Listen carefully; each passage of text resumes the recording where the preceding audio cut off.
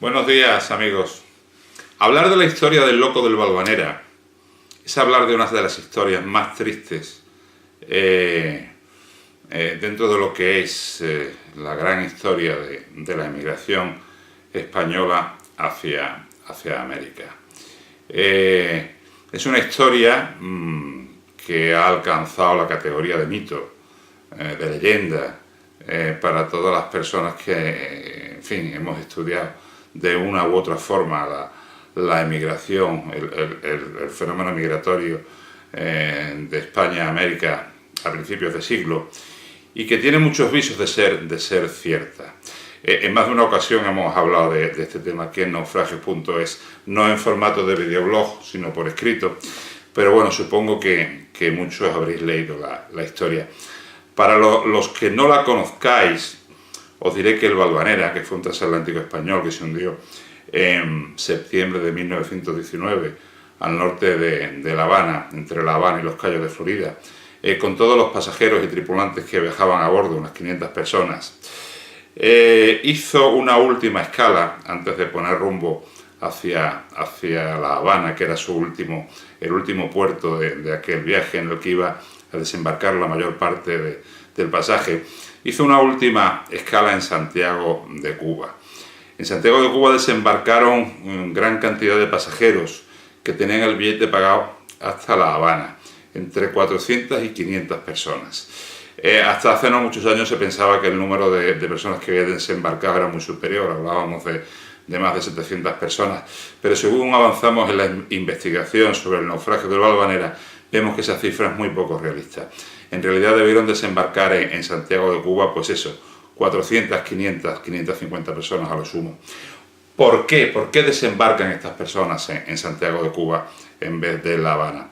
Pues por muchas razones. La principal, probablemente, es porque estaban hartos ya del viaje, estaban cansados, estaban hastiados de estar a bordo del Valvanera.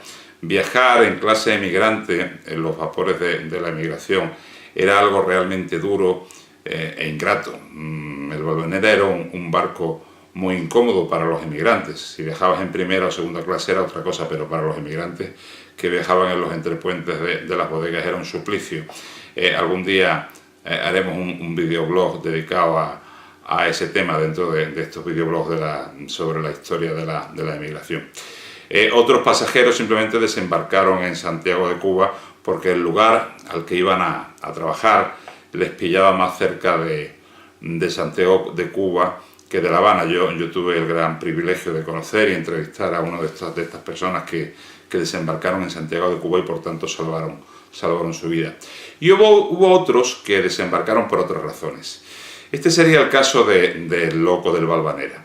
Cuenta la leyenda, la historia, como queráis llamarlo, que este señor viajaba de España, probablemente desde Barcelona, a Cuba, acompañado por su mujer y todos sus hijos. Y decidió desembarcar en Santiago de Cuba para ir por tierra hasta La Habana y preparar la vivienda o preparar alojamiento para su familia cuando llegaran a La Habana.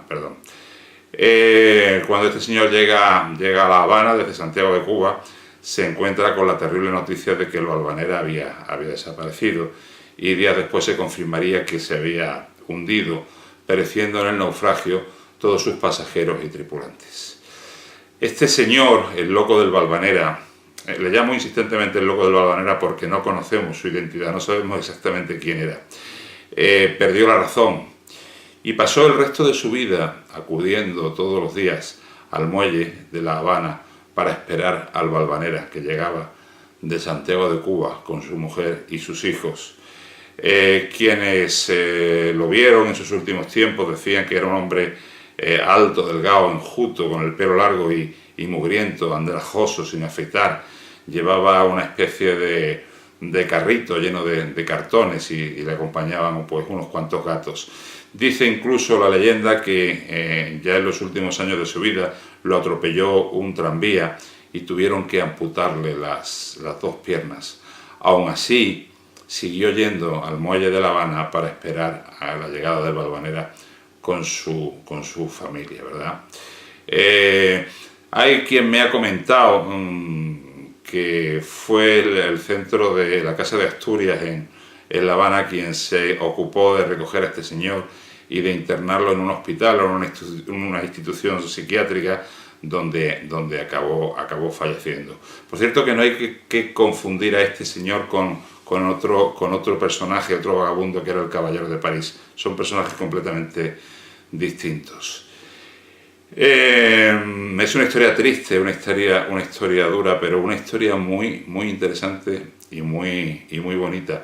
Y sobre todo una historia muy importante, porque este tipo de historias, este tipo de hechos calan en el corazón del pueblo, que las mantiene vivas como algo suyo y que las transmite de generación en generación, haciendo que el hecho histórico en sí, el hecho del naufragio del Valvanera, enmarcado dentro de la historia de la emigración española hacia América, pues que ese hecho permanezca vivo. Por ejemplo, en Canarias todas estas historias se cantaban a ritmo de punto cubano, en unas canciones, unas décimas muy bonitas. Algún día hablaremos sobre ellas también. El loco del Valvanera, qué bonita historia, ¿verdad? Vaya historia. Pues como esta, dentro de lo que es la historia de la inmigración española hacia América, hay muchas de estas historias, muchos de estos episodios, muchos personajes interesantes, cuya memoria vamos a ir recuperando. Que tengáis una buena semana. Abrazos marineros a todos.